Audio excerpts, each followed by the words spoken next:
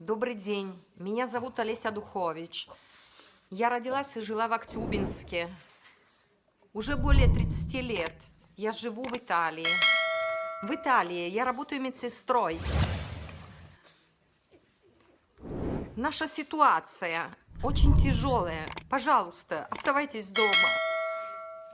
Не нужно больше мертвых, не нужно больше заболевших.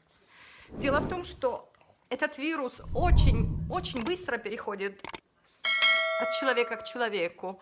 Вы не можете поверить, что у нас происходит, что происходит в Испании. У вас это тоже может произойти, per favore. Пожалуйста, оставайтесь дома, берегите себя, пользуйтесь масками, когда выходите из дома, пользуйтесь перчатками. Мойте руки очень часто, потому что там, где трогали вы, может, потрогал кто-то, кто болеет. Извините. Моя собака, когда видит, что я плачу, старается меня утешить. Байрон, баста, per favore. Берегите себя. Не принимайте это с легкостью. Не думайте, что это у них там происходит. Это везде произойдет, во всем мире.